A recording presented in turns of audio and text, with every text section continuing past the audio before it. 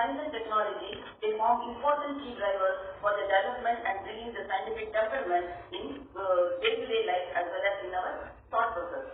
So this conference has, like I said, brought eminent several human scientists from distinct disciplines who share their areas of expertise in the field of nutrition. For example, our director, Dr. Yamlata, is very important message about the nutrition, and in fact she gave not only in the welcoming address, even today in the concluding talk, she gave us a very important message, how nutrition is important in your cognitive function, how to cope up with the stress, what is the right kind of nutrition you have to take. For example, taking a glass of warm milk before you go to bed, it will give you a lot of increase in an important serotonin, which is the brain neurotransmitter. So these are some of the simple tips what we were following since generations. But now over a period of time, it is getting safer. But before going to sleep, we take the junk food like pizza, the burger, which is having lot of the trans fatty acids, and it is having lot of saturated fat. So this actually interferes with the sleeping process and the hormonal profile. So essentially, you need to have a good nourishment for thinking process, and that is what was conveyed, and NIN research is mainly focused on that. In addition to that, we had Dr. Romini Godbole, Padmashri, who gave us a very important message, like how you cannot say that being a woman, you can overcome, your scientific climb up in the ladder. So it is all within you, the passion is within us, and we have to develop our own commitment that what we have to do. So as they discussed in the panel, not that there is a male discrimination or there is a female discrimination, it is actually an equal opportunity, and we have lot of, opening how the climate change Department of Genetics and Biology Hospital.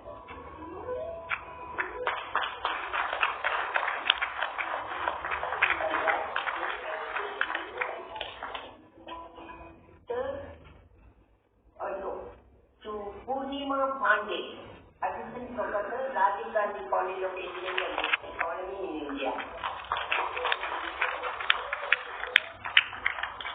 And then S. Kumar in the Environment Group for the role of reducing agents.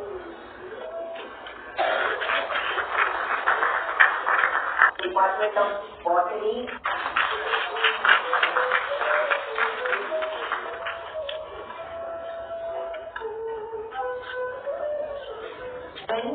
Bharati Vidyapeeth Deemed University, Pune, Technology, IDRC, Chennai.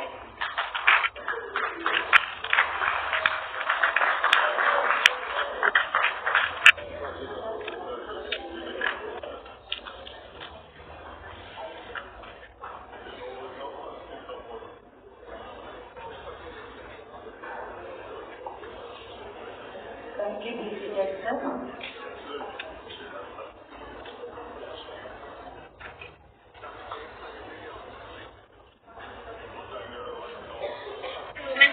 Association 14th triennial celebration, and indeed to me it gives me a great pleasure to come here and talk to about 200 registered participants, out of which the majority has been young women, and that is the most important thing, because number of women students in science in India has been increasing, but the share of women scientists in India is still not commensurate with their participation in education and as well as in teaching, and we all want to work towards the fact where women can participate effectively in science, and policies as well as social changes in the mindset are both required. Either one of them is not enough. Thank you, madam. How many students today came? Sorry. As I said, there are 200 participants, out of which a majority seems to be young persons. At least from what I can see of this hall, at least half of them were young people. And that is the most heartening part of this Thank you very much, madam. Dr. Lalita Dhareshwar, the President of Indian Women Scientists Association, which is an organization, an NGO, about 46 years old, and all the time we are working towards empowerment of women in various fronts, and especially on the scientific front, in science education, and bringing more and more women in the field of science for learning as well as on the career side. And this has been our motto and our mandate, taking science to society and empowering women through our various education programs. And I'm very happy that this 14th conference on women-led science, technology and entrepreneurship, it is taking place today here at National Institute of Nutrition, because we can see the change of echoes in India from women's empowerment and women being brought to science. It is now women-led science and development, and I'm indeed happy, and it will take time for the whole mindset to change, but I'm 100% sure that it is going to change so that the untapped potential of women lying there will be used by the entire society. Thank you very much. Thank you, madam. I have a suggestion to all women. So all women must work, and then they should choose what they like and they have passion for it, and then they should pursue that career with dedication and discipline, and that's the way to go forward for women is what my suggestion is.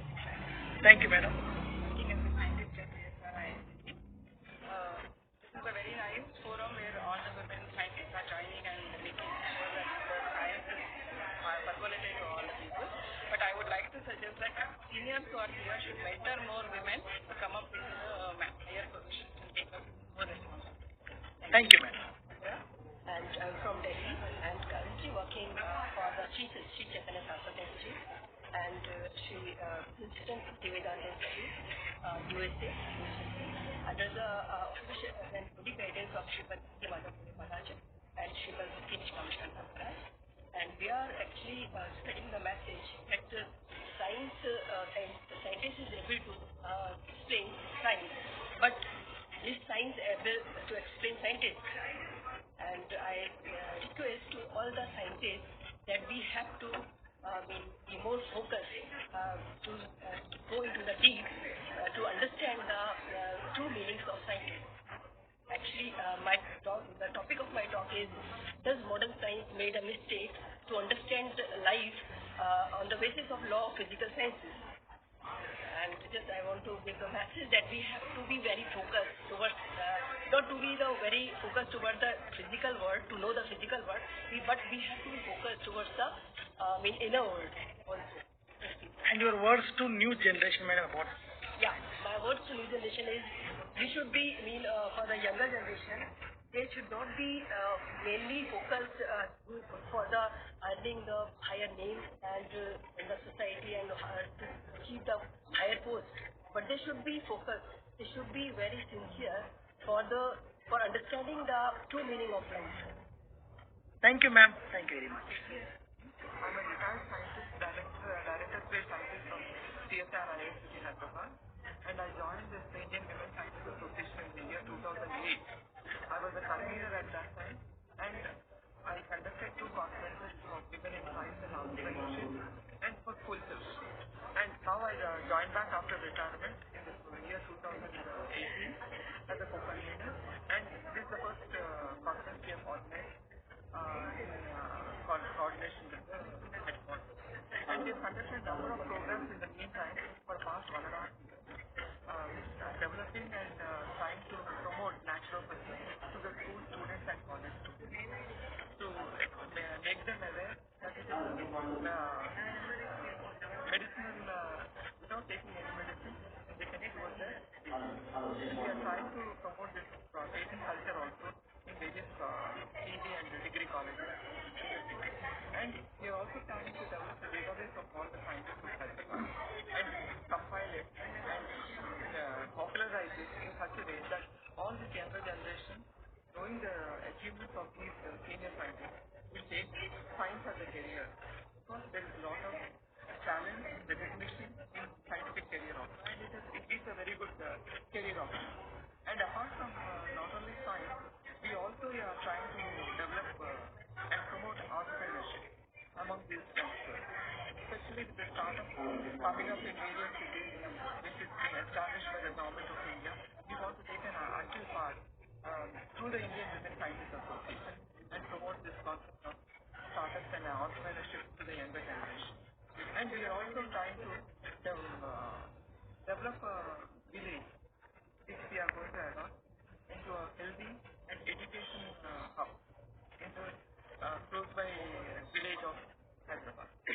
Thank you, madam. Yeah, these are few of the challenges that we are planning in the near future as taking Iwsa as a platform. It's a scientific platform, all for women, by women, and always for women. Thank you, madam. Sridevi Annapurna Singh.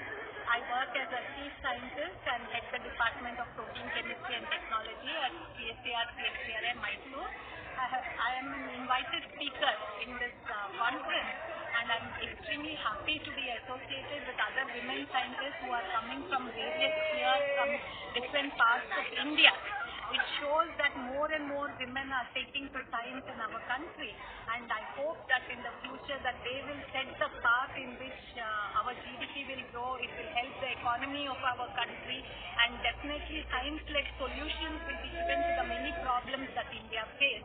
And since we form 50% of the population in this country, I'm sure that many solutions can be looked for from the scientists, women scientists of India. Thank you much. Thank you, madam. We are proud to be hosting this. This chance came to us just last year. However, everyone cooperated from just 19 members. Now we have grown to 90 members, and the members are from various research institutions and academic across Hyderabad, which was actually confined to a small group. And we hope to make this a big platform for women scientists who can go on to, become recognizable to the common man and mentor the young. Thank you, madam. Thank you.